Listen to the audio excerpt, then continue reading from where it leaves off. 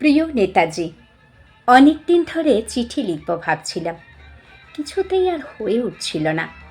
আজ কোনো একটা ঘটনার নিরিখে তোমাকে চিঠি লিখতে বসলাম।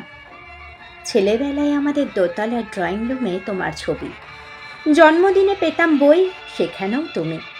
বাবার গল্পে তোমারই বীরত্ব, দেখতে দেখতে শুনতে শুনতে ক্রমে আমিও তোমার ভক্ত। বাবা বলতেন ইন্ডিয়ায় আর একজন নেতাজির দরকার ছিল। মা গাইতেন বীর সুভাষের মহান দেশ। দাদু বলতেন ছেলেটাকে ওরা শেষ করে দিল। ঠাম্মার চোখে তখন আঁচলের খুঁট। এসবের মধ্যে বড় হওয়া আমিও কেমন একটা ঘোরের মধ্যে থাকতাম। ভাবতাম পারতে, তুমি সব পারতে, যদি আর একবার আমাদের মধ্যে তোমাকে পেতাম। আজ উত্তর 40-এও আমার একই ভোর, তুমি পারতে। কেননা দেশের মাটিতে দেশপ্রেমের মতো জোরালো একটা ঝাঁকুনি দেবার ক্ষমতা তখন আর কারোর ছিল না। এখনো আছে কি? তোমার হারিয়ে যাবার পর দেশে কত কমিশন বসেছে, ভারতের পূর্ব, পশ্চিম, উত্তর, দক্ষিণ।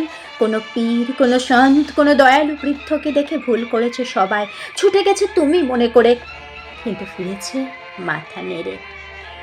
তবু তোমাকে পাবার আশায় বুক বেঁধেছে। তুমি তো শুধু বসুবাড়ির নও, গোটা ভারতবর্ষের মণিকোঠা হীরক। আজ আলোর শুদ্ধতা কালোকে সাদা করতে পারে। এই বিশ্বাসে ভর করে সবাই ভেবেছিল তুমি আসবেই, কিন্তু এলে না।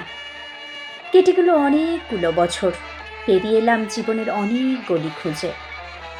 তুমি এখন বিমানবন্দরে, সভা সমিতিতে, রিসার্চ ব্যুরোতে, এমনকি ছেলের নামকরণেও। শুধু হৃদয়ে যেন দোলা দেয় না। জানো, তোমার জন্মদিনটা এখন সবাই ছুটির দিন বলে আয়েশ করে উপভোগ করে।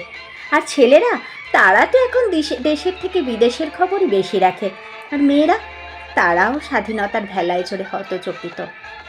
শুধু মাটিটা কাঁদে। সেই কান্না যেন ভূমিকম্প, খরা, এলিনিনীয় বন্যা হয়ে চারিদিক ভাসিয়ে দেয়। এখনো অভিমান করে শুয়ে থাকবে রেনকৌজিতে? আজ যখন ঘাড়ের ওপরে AK-47-এর নিঃশ্বাস, রক্তের হরি খেলা ধর্মের জিগিরে, তখন শোনাও সেই আওয়াজ, আমি সুভাষ বলছি। মেয়েটা দৌড়ে এসে বলবে, মা মা দেখো, উনি আসছেন। পাশের বাড়ির মেসোমশাই ডাকবেন জানালা দিয়ে, বৌমা আমি বলিনি উনি ফিরে আসবেন? খোলা জানালার ধারে দাঁড়াবেন মায়েরা, তাদের ডান হাতে শঙ্খ, বাঁ চোখে জল। নদী হবে উত্তাল, নৌকা বেসামাল। পরাণ মাঝিও চেঁচাবে, উনি আসতেছেন। সবুজ মাঠে শিশুদের হাতে পতাকার দোলা, উনি আসছেন, উনি আসছেন, উনি ফিরে আসছেন। তোমার হারিয়ে যাওয়া জন্মদিনের ভিতর থেকে উঠে আসুক আর একটা 23-এ। আজ স্বাধীনতার ঠিক আগের মুহূর্তে দাঁড়িয়ে তোমাকে আমার এই চিঠি। প্রণাম নিও। ভালো থেকো নেতাজি, ভালো থেকো।